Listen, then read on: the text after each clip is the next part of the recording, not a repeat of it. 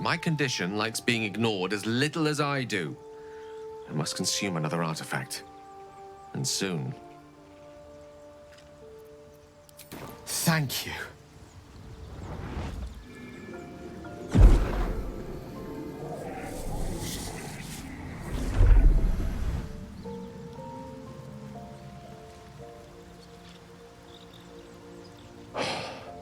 Good gods. It hardly has any effect.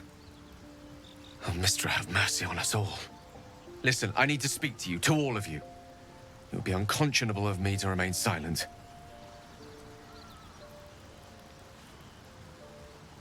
I might just be about to remedy that. You have to know who I was. You have to know who I really am. What I am is a walking shadow of the promise I once held. I'm what one might call a wizard prodigy. And from an early age could not only control the weave, but compose it. Much like a musician or a poet. Such was my skill that it earned me the attention of the mother of magic herself. The Lady of Mysteries. The goddess Mystra. She revealed herself to me and she became my teacher. In time she became my muse. And later even my lover.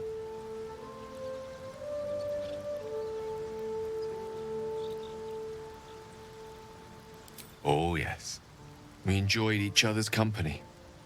Body, mind, and soul. But even so, I desired more. You see, no matter how powerful a wizard we mortals can become, we never scratch more than the surface of the weave. Mystra keeps us in check. There are boundaries she doesn't let us cross.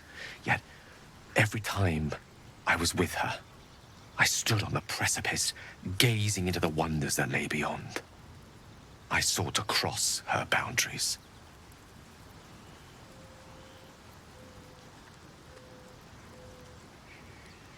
I tried to convince her. I pouted. I pleaded. Swore my ambition was only to serve her better. But she only smiled and told me to be contented. But inconceivable as it seems to me now, I shared a bed with a goddess, and yet I wasn't satisfied. So I sought to prove myself worthy to her instead. We come now to the crux of my folly. Shall I share the story behind it, or would you rather head straight to its sordid finale? Very well. Here goes. Once upon a very long time ago, a mighty lord lived in a tower. A flying tower, to be precise. I'll save his history for another time, but the gist of it is that he sought to usurp the goddess of magic so that he could become a god himself. And he almost managed, but not quite. And his entire empire, Netheril, came crashing down around him as he turned to stone. The magic that was unleashed that day was phenomenal. Roiling like the prime chaos that outdates creation. Even the weave itself could not withstand the onslaught. It fractured, then shattered, and all magic was lost to the mortal realms, until the day Mystra returned. She restored the weave, reuniting all its scattered shards. Or so I thought. Until, in the course of my studies, I learned of a book. A Netherese tome in which a piece of the fractured weave had been sealed beyond her reach. What if, I thought, what if, after all this time, I could return this lost part of herself to the goddess?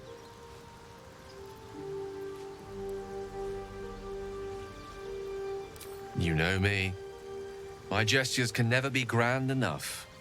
I was certain that this deed of raw power, draped in romance, would convince Mystra to take me by the hand and welcome me into her hitherto forbidden domains. I was mistaken. I obtained the fabled book and took it into my study. As for what happened next... Here. Place your hand over my heart. Let me show you.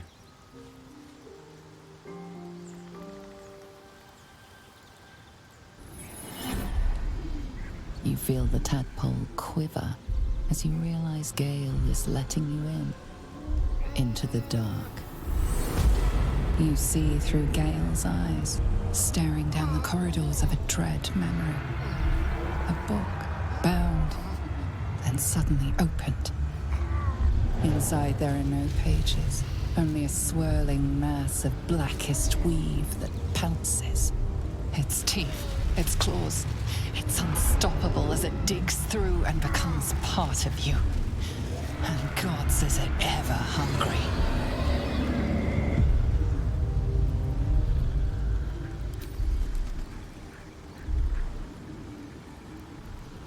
Terrifying, isn't it?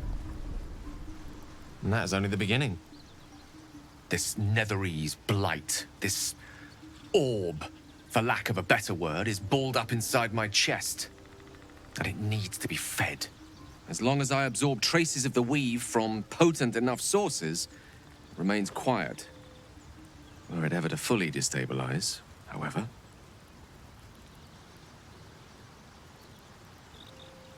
I will erupt. I don't know the exact magnitude of the eruption, but given my studies of netherese magic, I'd say even a fragment as small as the one I carry, it'd level a city the size of Waterdeep.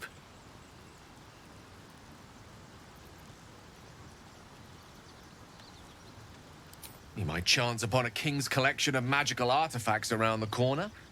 We might cross paths with a miracle round the bend. Then again, we might not. All of this, it must feel like a betrayal. Say the word, and we'll part ways.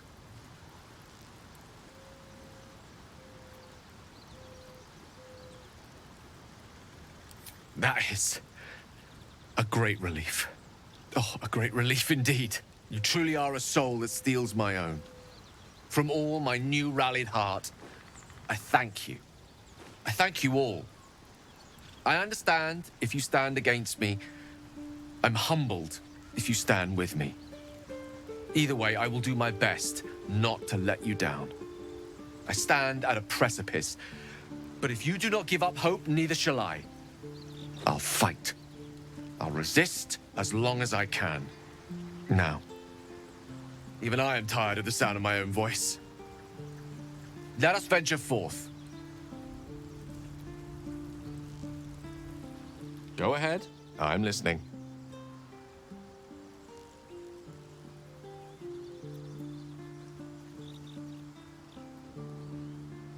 If it should ever come to that, if I ever know I am no longer able to stop it, I will do anything I can to ensure no one but me pays for my mistakes. I will find the remotest place on the surface of Faerun, or perhaps far below in the depths of the Underdark. I will await that death, alone. I promise I will not betray your trust. You kept me by your side despite the menace that I am.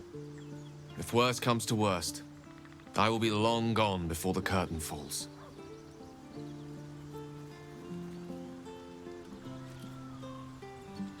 Ah, yes. Kharsus. Kharsus was perhaps the most powerful wizard that ever lived. The child who would be a god, the elves called him. And he tried. With a spell of his own devising, he endeavored to usurp in one fell swoop the power of the goddess of magic. Mystra, she was called then. Imagine what it must have felt like to be a god. To know yourself, to be untouchable, to be mistaken. As Kharsus aimed his spell at her, she began to unravel, and with her, the entire weave. Too late did he realize what he had unleashed. It would have been the end of everything had not Mistral sacrificed herself. The goddess of magic is all magic. By dying, the entire weave was lost, and the spell that challenged a god failed. It was the end of Mistral. The end of Kharsus and the end of an entire civilization. As the child who would be a god was turned to stone, his empire came crashing down around him. The floating cities of Netheril were no more. An event that came to be known as Kharsus's folly.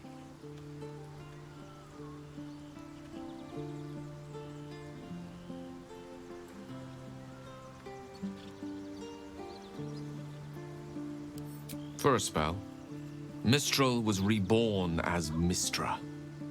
Upon her return, the weave returned with her. Now, so many centuries later, I try to follow in the footsteps of Kharsus. Not to destroy Mystra, but to prove my love for her. I tried to control only a fraction of the magic that was unleashed that fateful day. I merely sought to return one tiny diamond to an imperfect crown. Gale's folly, one might call it. History, repetition. It's the way things go.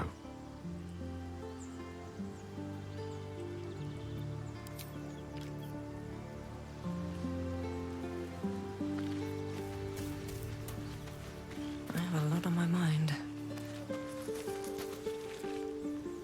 To think, Gale's had this devastating all within himself the entire time, and only just mentioned it.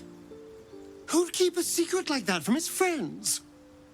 You can't trust anyone these days.